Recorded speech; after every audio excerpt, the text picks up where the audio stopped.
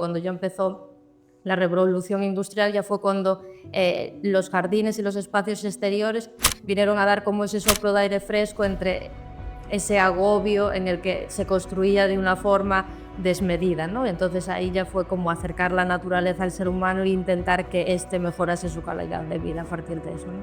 Entonces el concepto de biofilia para nosotros es lo más importante que acompaña nuestros proyectos de arquitectura del paisaje, porque recientemente un estudio de 2025 de la Organización Mundial de la Salud, de la OMS, dice que el contacto directo con la naturaleza del ser humano previene la aparición de enfermedades psicoemocionales, ¿no? Y esto es algo que hemos visto que ha sido una pauta a lo largo de la historia, ¿no? Estoy estresado, pues me voy a dar una caminata a la montaña. Entonces, es cierto que el ser humano necesita ese contacto con ese elemento vivo, ¿no? Hola a todos, muchísimas gracias por estar un día más en Minimal Design Talks. Hoy vamos a hablar de paisajismo. Hoy tenemos a Joana Lourdes representando a Jardins Tramuntana y hoy vamos a dar una charla, una mini masterclass de cómo diseñar paisajes y cómo influye en lo que es la arquitectura del paisajismo. Así que muchísimas gracias por estar aquí, Joan Lourdes. Gracias. ¿Qué tal? Buenos días, gracias. Siempre empiezo los podcasts igual. ¿Cómo surgió la idea y cómo habéis llegado hasta aquí a una empresa de esta envergadura? Porque según hemos comentado antes de iniciar la grabación, tenéis más de 100 empleados, estáis realizando proyectos en todo Mallorca y en Europa y de forma internacional, proyectos espectaculares, trabajando con marcas de primer nivel.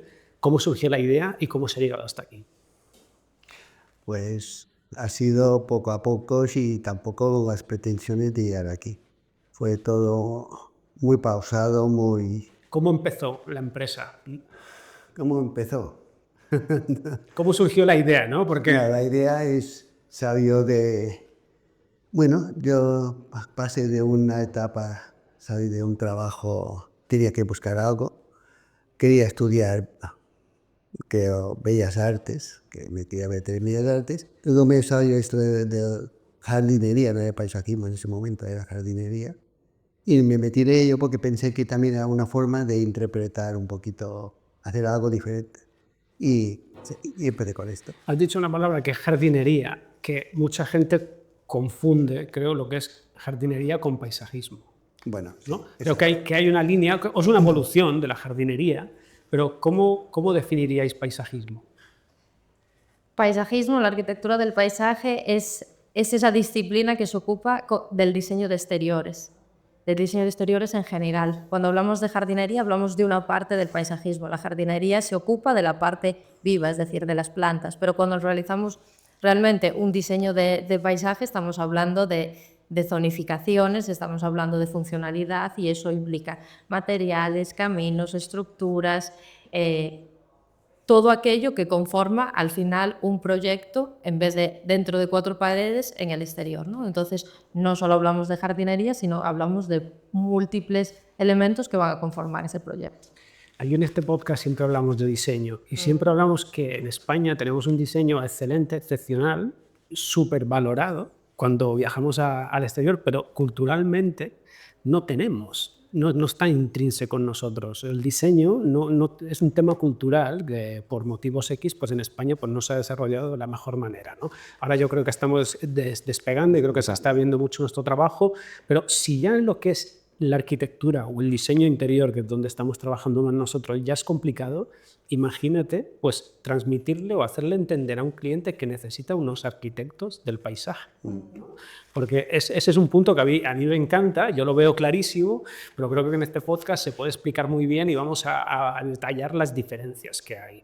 Porque es claramente una evolución de la jardinería, ¿no? En la jardinería pues nosotros tenemos identificadas unos tipos de plantas, ¿no? Autóctonas o plantas que se puedan integrar aquí, y vosotros en el paisajismo lo que hacéis es que estéticamente lo coordináis todo con esto, ¿no?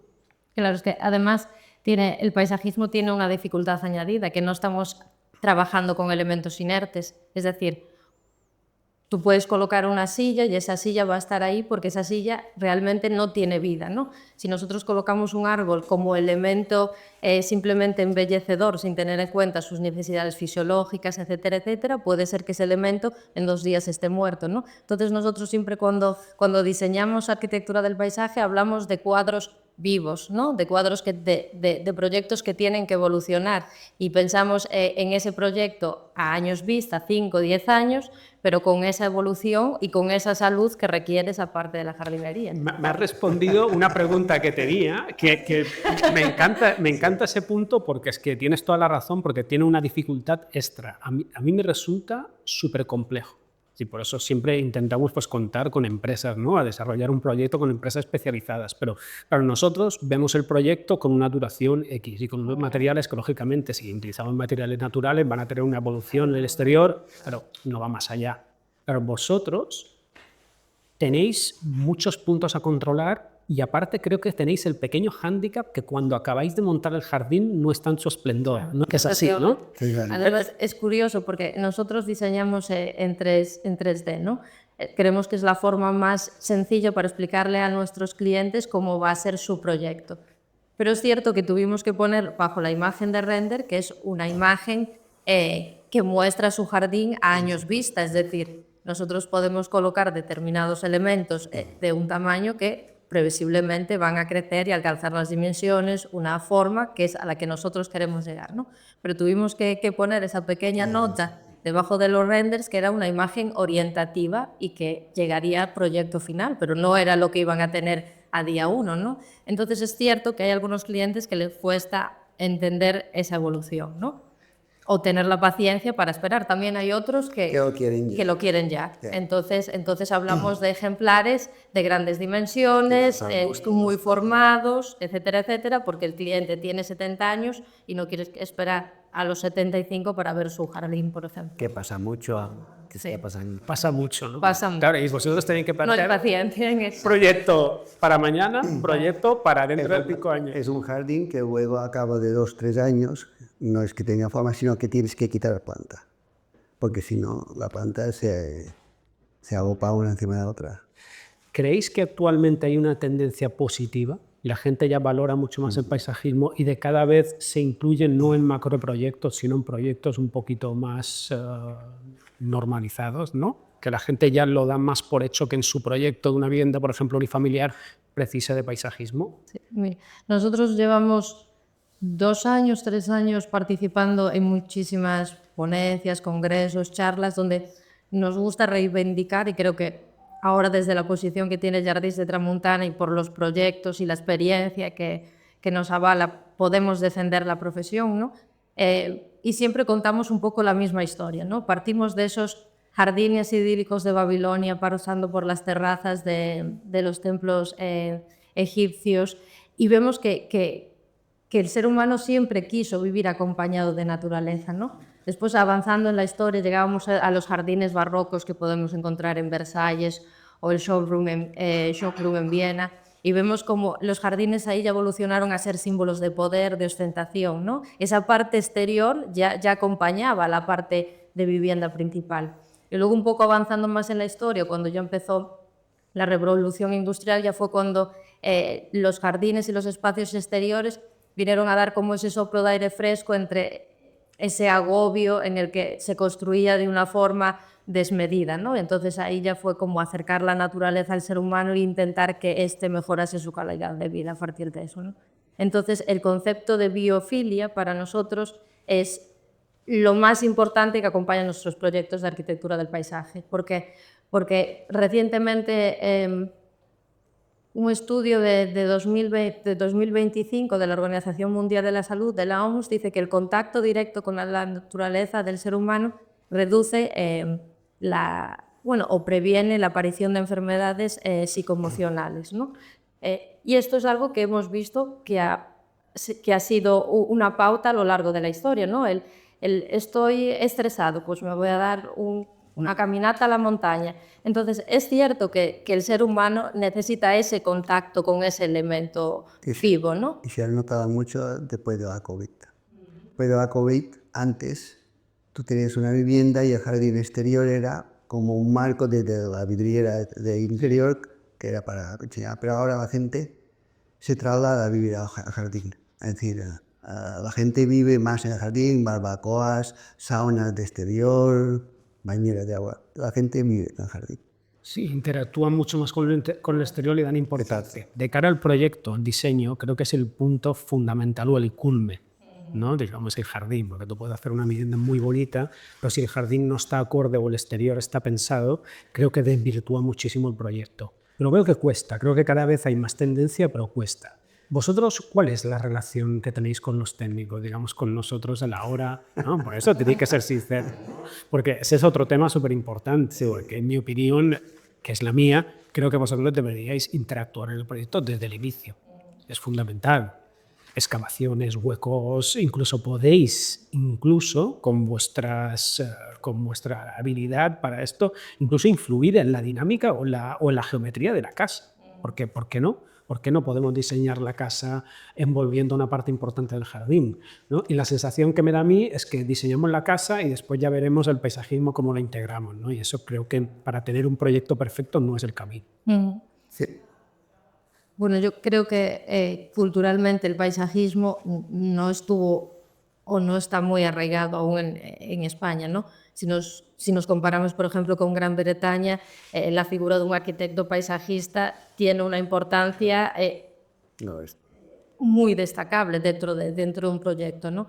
Pero es verdad que culturalmente y también a nivel formativo las universidades hasta hace muy poco no tenían másteres de arquitectura del paisaje ni tenían grados, ¿no? Entonces eran otros profesionales, los arquitectos en este caso, los que hacían la parte de los jardines privativos, y por otro lado los ingenieros de obras públicas que hacían el paisajismo de áreas públicas, ¿no? El paisajismo pues público. Entonces ahora estamos en ese momento de cambio en el que existe un profesional que desde un inicio tiene pues esos conocimientos técnicos para desarrollar un proyecto concreto específico, ¿no? Y es verdad que algunos técnicos entienden esta situación, este cambio, y otros pues son más reticentes a ver esta dinámica o este actor nuevo que entra en juego, pero que realmente lo que viene es a formar parte del proyecto y darle un valor añadido. No es una competición, sino es un juego con varios actores. Basta ver en los summits de hasta hace 2 años, había interiorismo, arquitectura, instalaciones, de todo, y el paisajismo no existía. No existía hace 2 años o 3, que nosotros lo reivindicamos un poquito para que nos tuvieran en cuenta. Claro, pero si vosotros interactuáis desde el principio, incluso la cromática de la vivienda, todo va acorde. Creo que hay que seguir una línea, creo que es importante, ¿no? Si realizamos la casa y luego queremos integrar el paisaje, como que nos dejan un poco las sobras. Claro, claro. ¿Vosotros qué tenéis más, contacto o petición, del cliente o de los técnicos últimamente? Bueno, realmente nosotros tenemos, la mayor parte de nuestros clientes son extranjeros, y el cliente extranjero es una realidad, aprecia la arquitectura del paisaje mucho más. Tema cultural, volvemos a lo mismo que hemos hablado. Ellos ya saben que tienen que contar con esta figura y entráis desde el principio. Exacto. Claro. Exacto. Entonces el promotor, como en su mayor parte sus clientes son extranjeros, ya demanda la figura del arquitecto paisajista desde un inicio. Tenemos proyectos que aún no han empezado la excavación y ya estamos trabajando en el proyecto. Es decir, antes era impensable esto. Pero es que debería estar en la fase básica del proyecto, ya deberíamos interferir en lo que es la distribución de los espacios. Bueno, pero esos son los clientes. Los arquitectos aún no valoran lo que toca, porque hay arquitectos más celosos de su arquitectura, no quieren que según qué árbol esto está. Porque quizás también cuando hablamos de espacios exteriores no solo tenemos que hablar del espacio exterior, del jardín en sí mismo en planta. Podemos preparar la estructura quizás pues para subir a los balcones o a las terrazas, elementos vegetales, simplemente tener en cuenta esa capacidad de carga de la estructura y por qué no llevarlo, es decir... Accesos, pasos, todo. Claro, claro. Instalaciones. Claro. Vosotros, ¿cómo llegáis a este punto? Porque ahora volviendo al principio de la conversación, empezaste como una tienda de jardinería. Sí. ¿no? Sin estas expectativas, ni mucho menos de realizar este tipo de La proyectos. gente no valoraba nada. Nada. Nada de ¿En eso. qué momento empiezas a ver o se da la oportunidad o ese clic para empezar a desarrollar un proyecto? No solo vender plantas, sino hacer un proyecto. Pero yo antes que llevaba la empresa, la llevaba de paisajismo, diseño, llevaba todo yo. Y fue un momento que te encuentras ya agobiado, cada vez tienes más trabajo, cada vez la gente te viene a buscar más. Y me acuerdo que se vino que es una buena amiga ahora, que vino y dijo, yo tengo mi pareja, es alemán, acaba de estudiar paisajismo y quería trabajar en la empresa. Y yo dije que sí enseguida. No lo conocía, pero dije que sí enseguida, necesitaba abrir un poquito. Y digo, pero sabe español, ya aprenderá español. Y así fue. Empezamos a trabajar y a partir de aquí la empresa fue creciendo cada vez un poquito más. Luego vino otro compañero de estudio suyo, luego ya más paisajistas. Y al final somos ahora 12 en el estudio. 12 diseñando. Somos 12 y además... También llevamos antes era diseño, pero la dirección de obra también ahora nos ocupa bastante tiempo, por ejemplo. Fundamental. Exacto.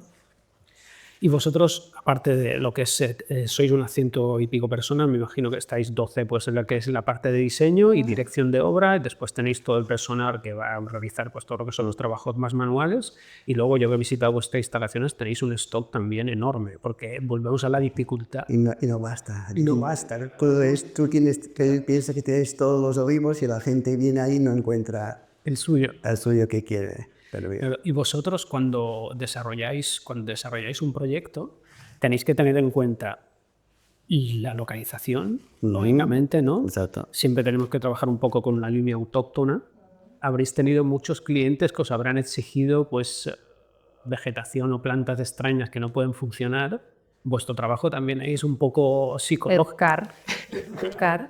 Educar, ¿no? Porque también, y aparte que a veces piden cosas que no van un poco con el entorno.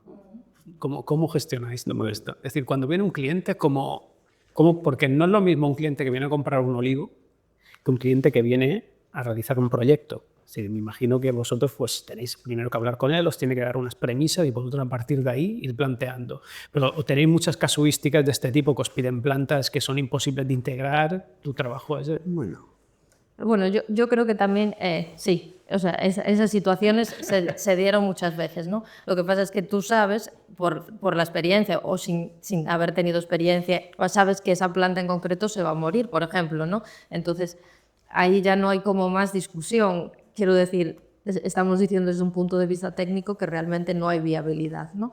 Pero yo creo que Jardins ahora tiene una posición en la que también crea su identidad a través de los proyectos de calidad que hace, ¿no? Y a nosotros nos gusta decir que la ecología y la sostenibilidad no solo está en cómo nosotros tratamos los recursos, sino también en la identidad del lugar, ¿no? En la identidad del paisaje. Nosotros cuando hacemos un proyecto no es un proyecto aislado, el proyecto se localiza en un sitio, ¿no? Pero ese sitio ya tiene un paisaje primogenio, ya tiene una identidad. Si llegamos nosotros a desvirtuarlo, realmente, ¿qué valor tendríamos como paisajistas? No estamos destruyendo el paisaje. Lo peleáis, ¿no? Lo peleáis, ¿no? Lo intentamos, pero Intentáis. Entonces nosotros siempre contamos esta historia. Qué bonito es que tú te sientes y no veas dónde termina tu jardín y dónde empieza el paisaje. hay gente que lo tiene muy claro.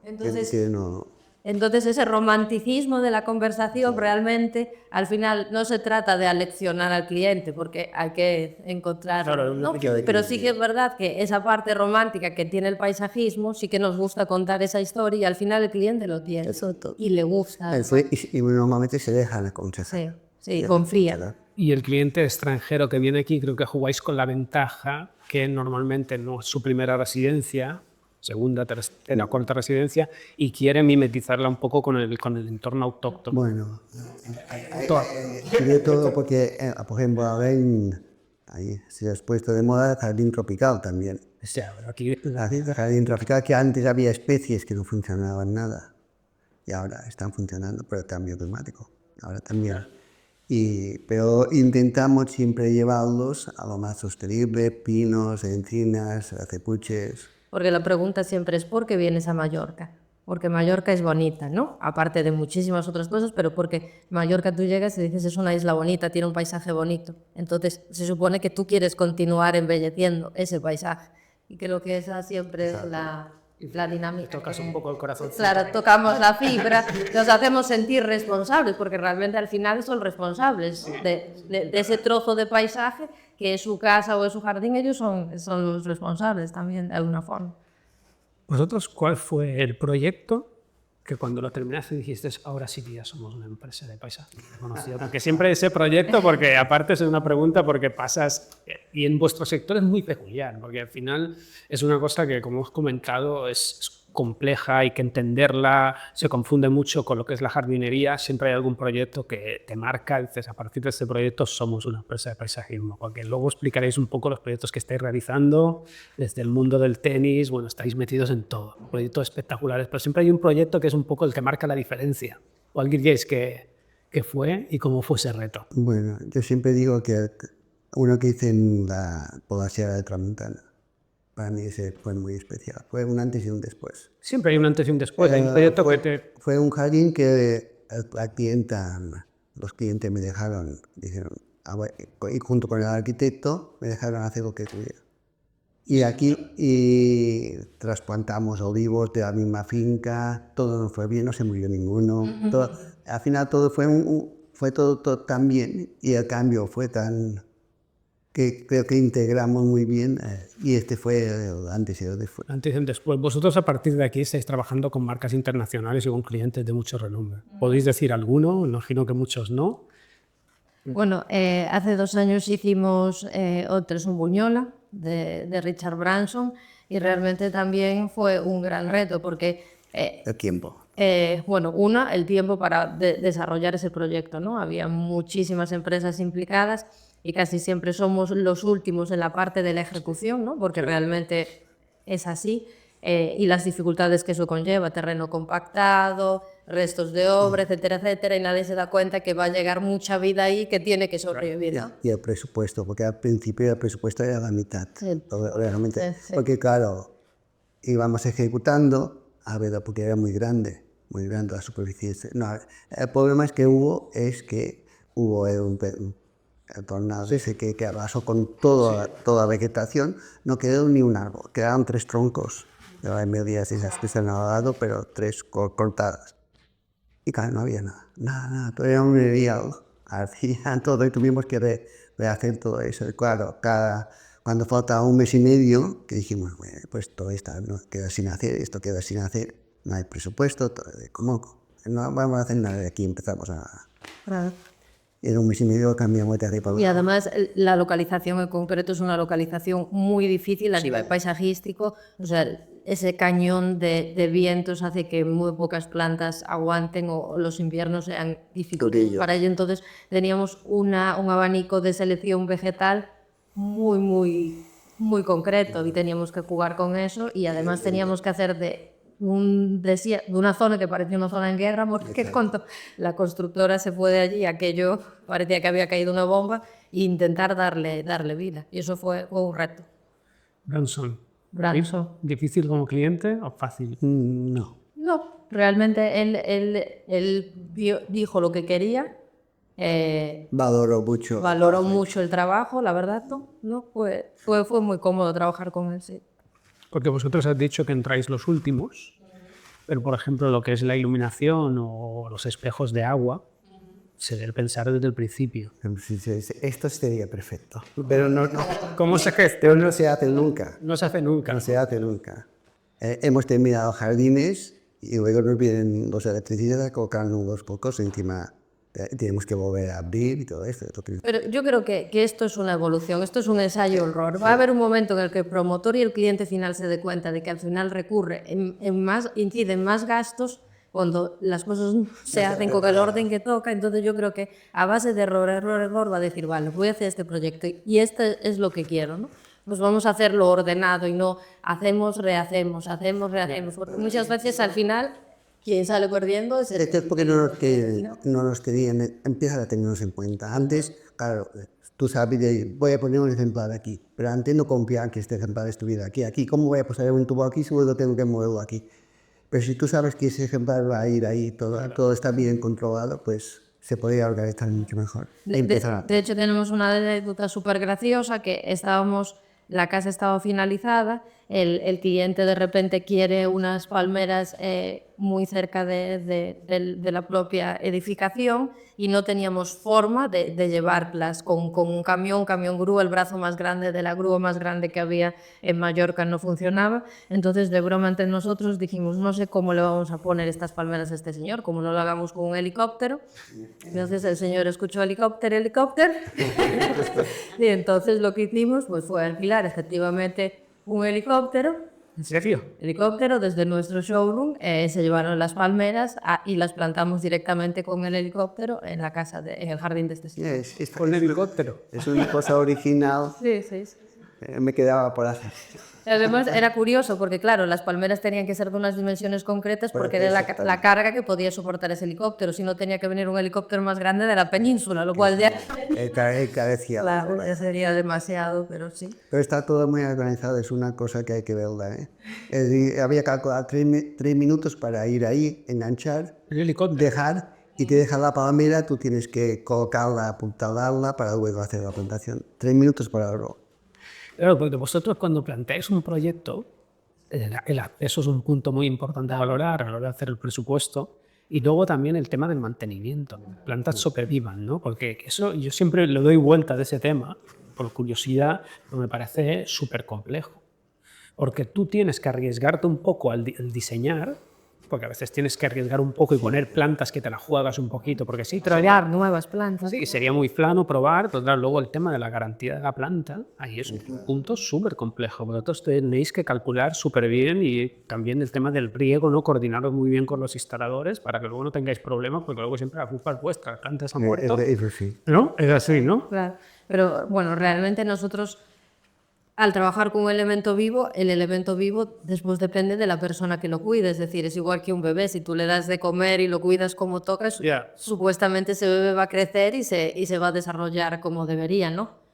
A veces sí que pasa, que pasan 2 años y se me murió un limonero. Bueno, claro, puede pasar, pero ¿cómo se trató ese limonero en esos 2 años? Entonces, cuando nosotros somos responsables del mantenimiento, porque nosotros siempre damos unos tips de condiciones de riego, etcétera, etcétera, pero hay muchas más cosas que se tienen que tener en cuenta, la conductividad del suelo, los fertilizantes, etcétera, etcétera. Claro. Exposiciones a vientos salinos en invierno, son muchas cosas, ¿no?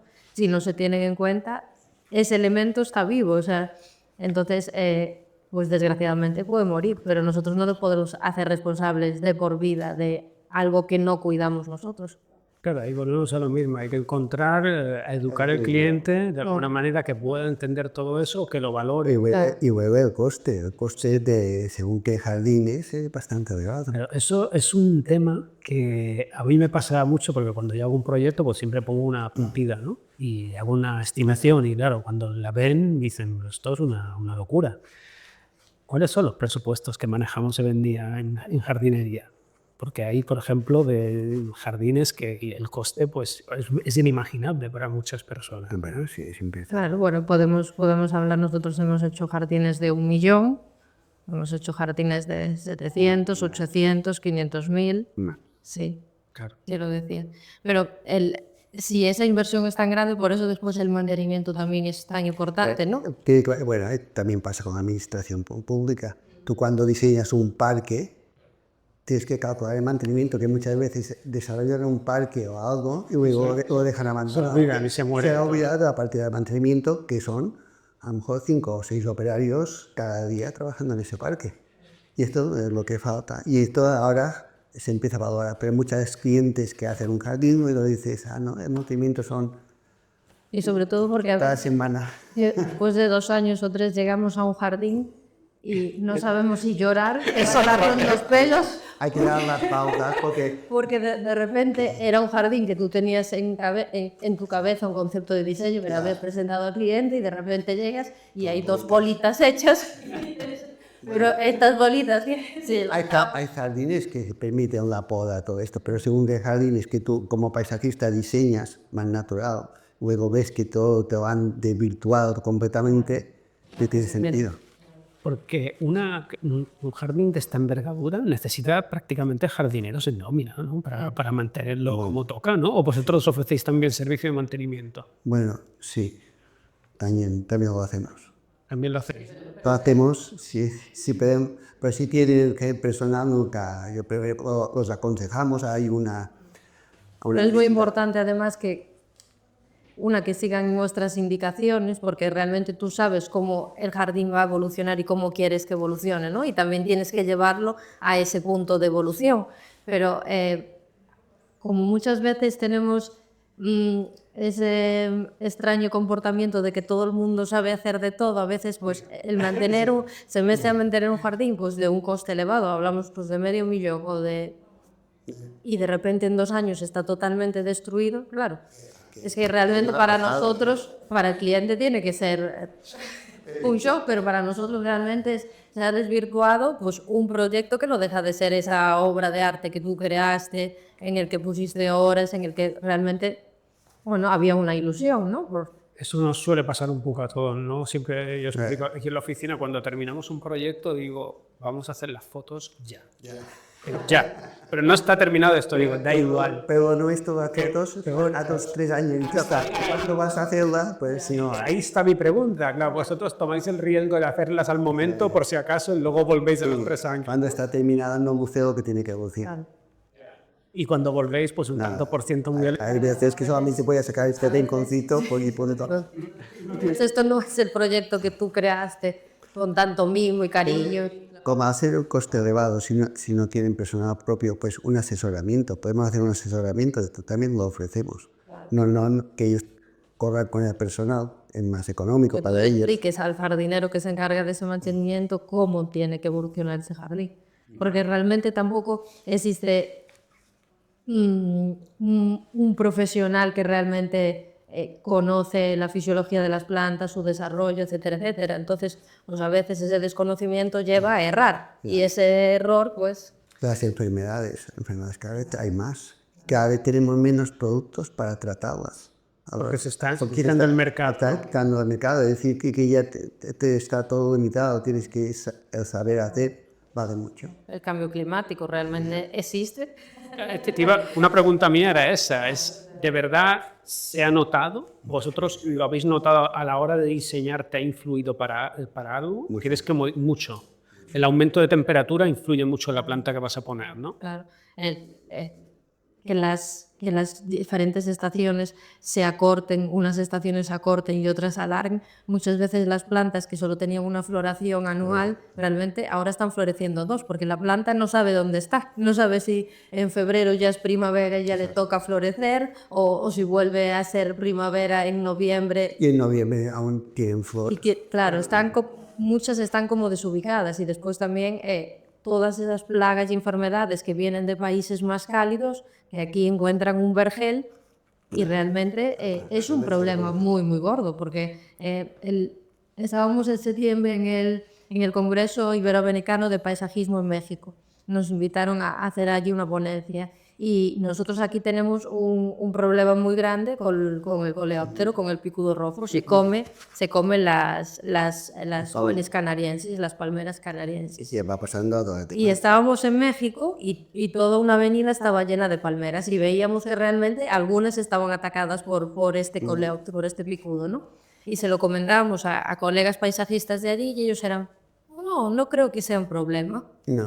No va a ser un problema. Y le dijo, sí, aquí está 7 en Mallorca, está siendo un problema. De hecho, deben quedar 2 o 3 palmeras sanas sin esta... Además, ahí no la retiraban. Y allí no la retiraban. Entonces nosotros pronosticamos en 2 años, os quedáis en paz. Esta avenida va a quedar desierta. La avenida, y allí en la Ciudad de México está lleno de palmeras. Impresionantes. Y vosotros, la gestión del agua. El tema de la gestión del agua a mí me interesan 2 puntos. Sobre todo ahora tenéis que realizar un proceso de recuperación y tenéis que hacer jardines que consuman el mínimo de agua posible. ¿Eso cómo lo hacéis? ¿Que es por la variedad autóctona, por el tipo de diseño, por el tipo de riego? Bueno, ahora hay jardines que tenemos que adaptarnos a la capacidad, Un consumo al hídrico. consumo que pueda sacar el pozo, que está permitido, y tenemos tantos litros para cada día, pues hay que adaptarse a eso. Hay que adaptarse a eso. Ya. Coste del agua, ¿no? Porque puedes ir comprando, pero la gente comprando es un absurdo, ¿no? Pero además nosotros como técnicos creo que tenemos la responsabilidad también de estar al tanto de la tecnología y la innovación, ¿no? Evidentemente el elegir la planta es un factor muy importante, pero a veces un cliente, por ejemplo, quiere una zona de césped, vamos a ver entonces cómo podemos realmente colocar esa zona de césped ajustando a través de tecnología e innovación. Existen ahora muchísimos sistemas de riego que reducen esos consumos de un porcentaje elevado. En uno de los proyectos que vamos a desarrollar para 2026, principios del 27, vamos a introducir un polímero. Ese polímero es un retenedor de agua, entonces reduce el consumo hídrico en un 50%. Quiero decir, se trata de elegir la planta, sí, pero en algunos casos, porque también un jardín usando planta tropical en algún porcentaje también es chulo, también es bonito. No se trata siempre de hacer lo mismo, también innovemos y hagamos cosas diferentes, ¿no? Y buscamos ese equilibrio. Vamos a ver cómo están desarrollando las empresas de instalaciones, pues reducir esos consumos y vamos a aplicarlas en nuestros proyectos. No hay que ser como tan estrictos a la hora de no, esa planta no la usamos porque sí, es verdad que tiene un consumo hídrico más alto, pero vamos a intentar reducirlo de otra forma, ¿no? Y entonces ahí también, como el estudio está compuesto por arquitectos paisajistas todos, hacemos esos cálculos hídricos antes de plantear el jardín para saber si sí, si no, de una forma medida. Pero ahí tenéis que tener relación con ingeniería, tenéis que tener toda relación con todo lo que es la parte técnica y de diseño, luego también con lo que es instalaciones, ingeniería. Efectivamente. Y eso lo tenemos en cuenta a la hora de diseñar el jardín y sabemos que ese consumo hídrico va a ser eso. Y además en los diferentes estadios de la plantación, ¿no? Al principio la planta requiere mucho y luego ya se va adaptando y ya. Y en el 70% de proyectos tenéis que adaptar a lo que ya han diseñado. Porque si hubierais entrado desde el principio, pues se hubiera hecho de otra manera. Gibes, depósitos, se podría trabajar. Cada vez no lo piden más. Sí, ahora es verdad que ya. Cada vez no lo piden. Ahora es verdad que para este proyecto, por ejemplo, que iniciaremos en 2027, estamos haciendo el diseño y los cálculos hídricos de consumo. Entonces, bueno, es así como se tiene que hacerlo. Y en cuanto al agua, yo he ido a vuestras instalaciones y veo que le dais mucha importancia al diseño con agua, que a mí es un punto que me fascina, me encanta.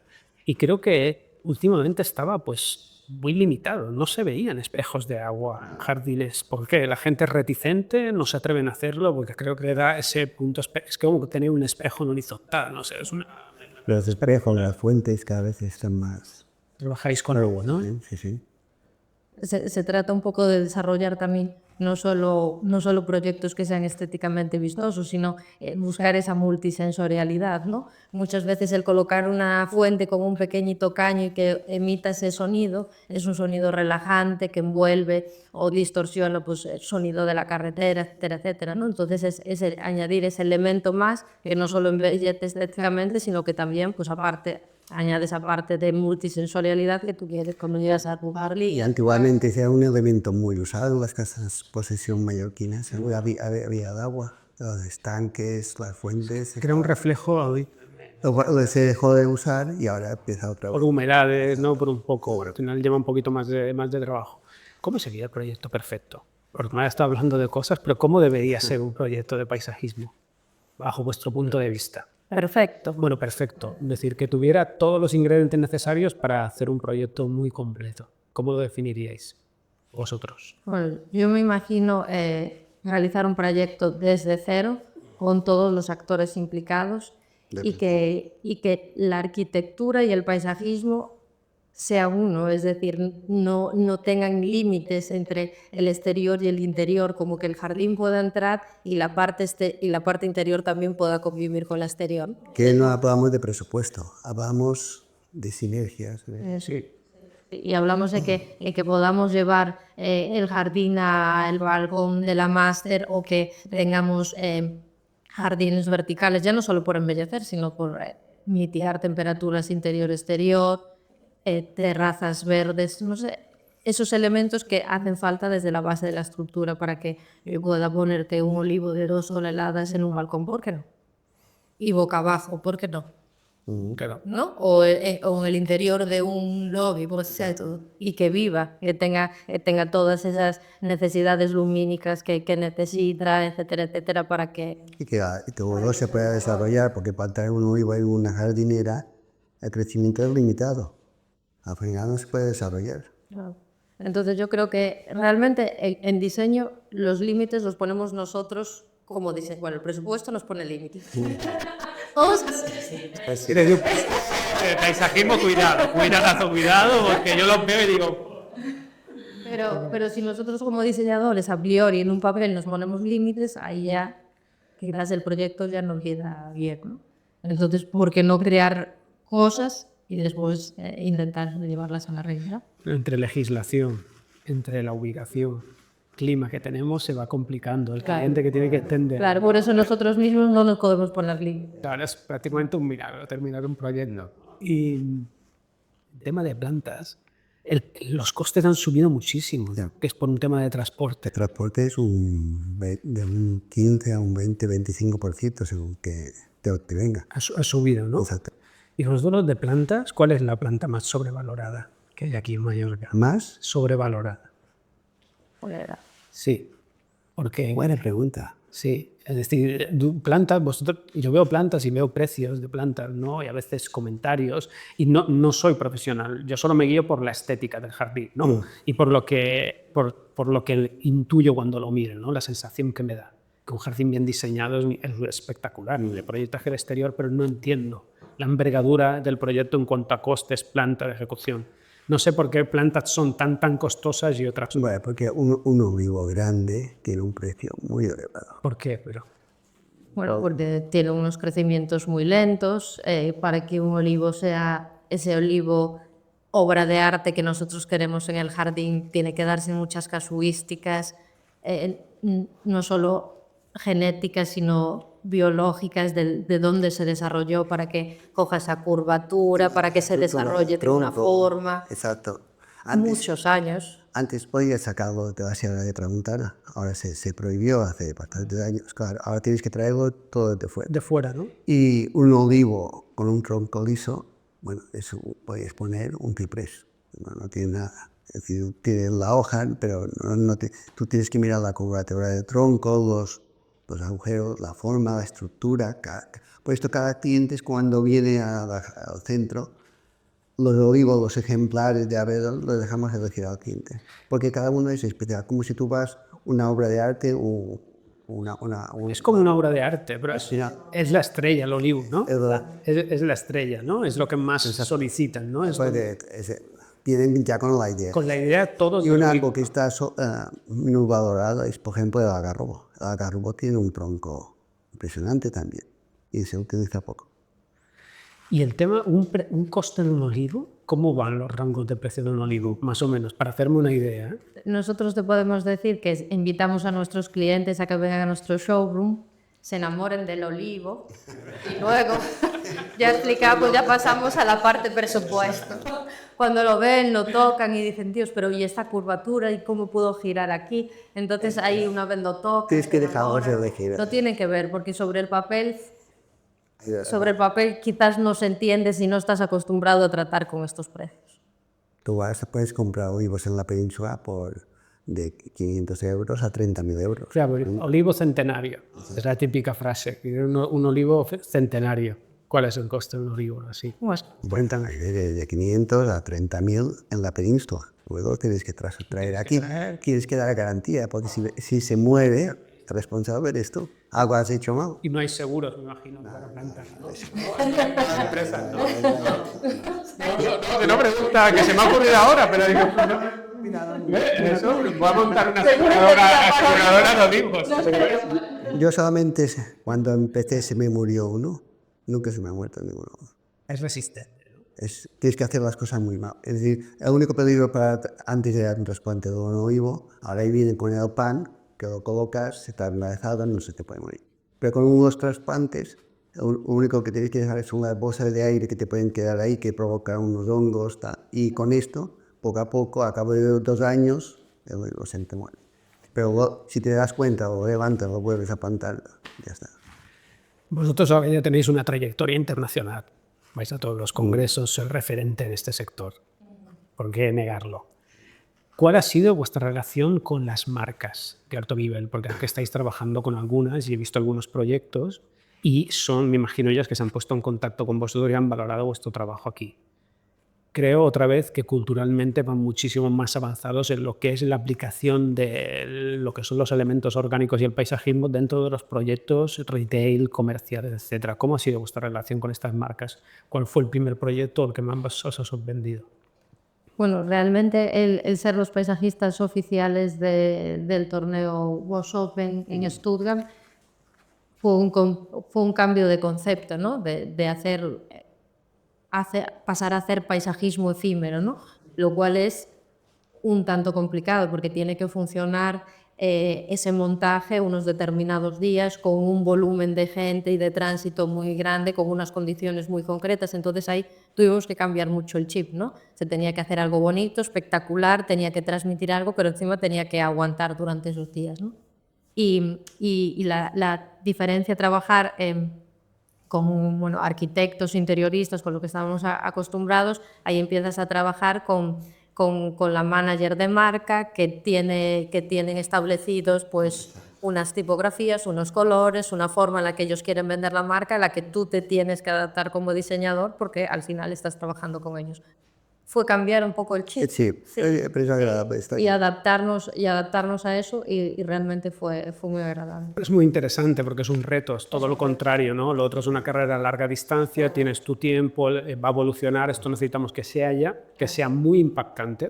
Y además en espacios concretos. Hace muy reducido y aparte es gente que está muy acostumbrada a ir a eventos y que cualquier cosa que pongas tienes que impactar. Claro. Y eso, pero lo bueno que tiene es que al ser compacto, tanto en espacio como en tiempo, es como un sprint. Tú sabes que vas a tener ese evento, tienes que llegar, tienes que sorprender, pero después te retiras un poquito, ¿no? Claro. ¿Y qué hiciste? Y ahí vi que hiciste como unas pilastras de espejo vertical, ¿no? Y jugaste. En Stuttgart sí, lo que queríamos era llenar todo el espacio de jardín, ¿no? Bueno, porque después hay que tener en cuenta dimensiones, seguridad, movilidad. Realmente teníamos muchas restricciones en el proyecto, ¿no? Entonces, como nosotros queríamos un jardín, por eso colocamos esos cubos de espejo, ¿no? Para generar la sensación de que realmente tú te mirabas ahí, todo el elemento que nosotros habíamos llevado se multiplicasen, ¿no? Esa era un poco la idea que llevamos a Stuttgart. Sí. Pero es súper interesante que una marca de este calibre se interese por el paisajismo y lo quiera incluir en su evento. Tenemos mucho que aprender. Estoy más contento de Arcos ahora. Es que creo que cogimos carrerilla en esto del paisajismo efímero y estuvimos hace un mes aproximadamente en los premios AD. Y trabajamos también para dos marcas, para Arcos y para Key Home. Muy bien. Y desarrollamos sus espacios. Y era curioso porque para Arcos teníamos 10 metros por 2, era así, era un mini garden. Y teníamos además, nosotros no teníamos que ser nuestro paisajismo no podía ser el protagonista tiene que ser el producto, ¿no? Y nosotros cuando desarrollas un jardín ahí lo que potencia siempre es tu proyecto, tus paisajismos, ¿no? Entonces teníamos que buscar ese equilibrio entre el diseño que nosotros montábamos, ese escenario y que se luciese ese producto, ¿no? Y realmente fue un reto, de hecho. Bueno, primero lo pensamos, lo pintamos, lo diseñamos y dijimos, tenemos que montarlo nuestro show Garden, lo montamos allí todo antes de llevarlo a Madrid para ver si realmente pues, estaba en nuestra cabeza y lo que habíamos pintado funcionaba. Estos pequeñitos proyectos son los que dan un poco de vida, ¿no? Sí, te dan vida, te dan un giro. Yo creo que vais a tener una gran proyección. Y es muy complejo un proyecto así. Nosotros cuando nos piden un proyecto tan pequeño, algo que sorprenda mucho, un espacio muy reducido y sin desvirtuar la marca que te ha contratado, lógicamente. Cuando te felicitan, esto es... Claro. Luego cuando está gestionado queda bien. Claro. Queda bien. La percepción del visitante es diferente al que la diseña. Sí. El visitante le da una importancia de segundos y esos segundos tienen que ser necesarios para que hayan función. Todo lo contrario que un jardín de gran envergadura. Claro, en el que tú lo disfrutas, lo paseas, lo vives. En este caso no, en este caso tiene que ser algo impactante que realmente a la gente le guste. Y ahora como está tan de moda el momento instagrameable, es decir, y que lo elijan para hacerse la foto. Que sea ese fondo perfecto, ese escenario perfecto para hacer la foto, ¿no? Entonces tiene que tener ese impacto, ese shock. Y realmente es complicado, porque parece que está todo diseñado y aún obviamente queda mucho por hacer cosas diferentes, pero es verdad que se busca ese impacto. ¿Qué sitio del mundo diríais que están en la vanguardia del paisajismo o que entienden mejor lo que es el trato de la vegetación o la integración? Inglaterra. Es que de manera. Bueno, sí, Inglaterra a nivel paisajismo, elegante, Cultural, está intrínseco en ello. cultural, sí. Tú vas a Chelsea y eso es un evento que todo el mundo ahí participan con algo que la gente no se quiere perder. Y las entradas son caras. La gente, pero... Es un tema cultural, ellos le dan muchísimo. Ahí lo llevan mientras. ¿Y qué opináis de los japoneses? Creo que es mucho más austero, pero a mí me sorprendió la integración y la importancia y cómo manejaban el agua, porque el agua siempre es un tema que me crea curiosidad. Yo creo que ahí la parte cultural y mística está muy relacionada directamente con el desarrollo de sus jardines y cómo ellos lo viven, porque yo creo que no solo es un elemento embellecedor, es un elemento que tiene una simbología especial, ¿no? Es una cultura muy, muy fuerte hacia directamente el paisajismo, ¿sí? ¿Cierto? Pero yo creo que los que están rompiendo ahora con el paisajismo a nivel edificaciones, etcétera, etcétera, creo que el sudeste asiático es puntero en eso, ¿no? O sea, ver edificios de 40 plantas que sube el último árbol a la última planta, es que realmente el paisajismo parte de... De arriba para abajo. Sí. Ahora estuve en Singapur y... Singapur es... La verdad que Es alucinante. claro, a mí me vuelve loco el contraste del hormigón tan duro, tan rudo con lo que es la vegetación. Me parece espectacular. Pero creo que hay que aún educar mucho más y la tendencia actual ha sido no complicarme, no le doy importancia, me olvido del agua, me olvido de las plantas. Pero bueno, ver una terraza lisa con baldosa, es que a mí personalmente me duele. Pero bueno, creo que los Vosotros más. que seguro que a mí también. Y cuando ves un proyecto bien terminado con un paisajismo correcto, pues marca muchísimo la diferencia. Totalmente. Hablando de integración, yo siempre tengo en mente hacer casas semienterradas. No me dejan, aquí por un tema de normativa, pero cuando trabajo fuera de Europa, sí que lo tengo más fácil.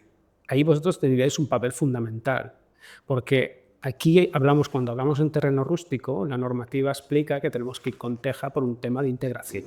Yo creo que no hay mejor integración y no hay mejor mimetización de la vivienda que semienterrarla con el mismo terreno del que dispones, ¿no? Claro, eso, al fin, ¿vosotros habéis hecho alguna vivienda que esté semienterrada y que el jardín forme parte incluso de la misma cubierta de la misma casa? Bueno, en Puerto de Andratx, cuando tienes que excavar en la roca, es decir, la parte de arriba, pues tiene muchas veces cubiertas vegetales que confunden con la casa de atrás. Es decir, rompe, pero es el único caso. Pero ahí, claro, pero no estás siguiendo la propia orografía. Coges el edificio, es lo único. Está complicado aquí. Pero realmente eso sería la mayor sostenibilidad a la hora de realizar un proyecto, porque no estás rompiendo paisaje, no estás haciendo desmontes ni terraplenes. Desaparece la casa. Claro, desaparece la calle y forma parte de Peleando a ver si me dejan. A ver si me dejan. A ver si me dejan. de la buena lucha, ¿sí? Sí, llevamos casi, un poquito más de una hora hablando ya, y para ir terminando, os haré un par de preguntas. ¿Qué le dirías a una persona que tras esta charla sería interesada por este sector? Porque le va a crear muchísima curiosidad. Porque ya no es el tema de vender plantas, es el tema de diseñar, es un proyecto más. Yo lo considero como un proyecto más y creo que la tendencia es así, es un proyecto. Como estaba el interiorismo, hace años le pasaba el mismo, ¿no? Y ahora parece que luego que ya se ha como normalizado un poquito más. Yo creo que al final pues el paisajismo va a ser parte fundamental de un proyecto. ¿Qué recomendación le daríais? Porque antes has dicho una cosa que me parece muy interesante y tú también. No podemos, yo a lo mejor estéticamente podría diseñarte la forma de un jardín, pero yo no entiendo de plantas. Sí, no funcionaría. ¿Qué formación debe desarrollar una persona? Porque creo que debe entender muy bien cómo funciona la planta, ¿no? De crecimiento a futuro, todo. Yo creo que bueno, España hoy en día tiene universidades maravillosas donde salen graduados de paisajismo espectaculares. De hecho, nosotros tenemos a varios arquitectos paisajistas junior y tienen una formación ya de base muy, muy buena. Y creo que todo parte siempre de la formación. Después está la creatividad, están las ganas, está la capacidad, etcétera, etcétera. Pero siempre esa base con respeto hacia la profesión. Yo creo que el perder el respeto hacia una profesión también Exacto. ¿no? sería lo más importante. No, y no les recomendarías un trabajo de campo previo, ¿no? ¿Crees que con esta formación ya está...? No, cuando saben necesitan educación, ver, tocar, equivocarse y luego alguien te lo guíe un poquito. Alguien que lo guíe un poquito. Esto es importante. Siempre los que empiezan nuevos siempre se apoyan en los que llevan más tiempo. ¿Hay algún proyecto que habéis dicho que no? Porque ya veis que no va a funcionar y que se va a desvirtuar por completo y eso hay que borrarlo de la cosa. Oiga, algunos hemos dicho que no. Creo que la persona que no entiende tu trabajo en la entrada ya es un no. Sí, si tu trabajo no valora. Si tu trabajo no se valora, no hay necesidad de continuar hablando, porque realmente si tú no entiendes que yo por tu trabajo necesito cobrar unos honorarios porque toda la gente que está trabajando en el estudio tiene los sueldos, es algo básico, pero es que no lo entienden. Por el proyecto, te refieres al proyecto. Claro.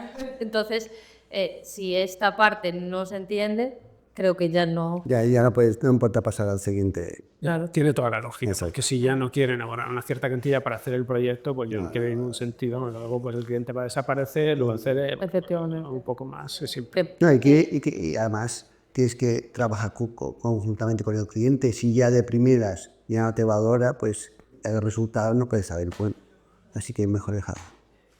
¿Cómo tenéis la captación de clientes boca a boca? Ya por la trayectoria que tenéis, pues ya van apareciendo. Boca a boca. Buscan a Pues creo vosotros. que ya son los resultados. Y el que ahora nos inviten a tantos espacios donde podamos hablar, donde podamos, desde una parte, defender la profesión, porque realmente somos paisajistas, pero somos de estos profesionales que aman su profesión, que realmente la viven, que vas de vacaciones y te fijas en ese detalle que igual tus acompañantes no se dan cuenta, pero tú lo estás viendo con esos ojos de paisajista. Entonces, nosotros cuando nos invitan a ponencias o eventos, congresos, no defendemos la profesión, porque creemos que defendiendo la profesión es como también vamos a ganar más clientes. No quieres ganar clientes, pero también quieres que esos clientes valoren tu trabajo, te entiendan y realmente podáis hacer proyectos chulos, ¿no? Porque dependemos también de clientes buenos para hacer proyectos chulos y eso es una realidad. Claro, se nota aparte que lo vivís y que os gusta y peleáis el proyecto hasta el final. Peleamos, sí. A ver que somos...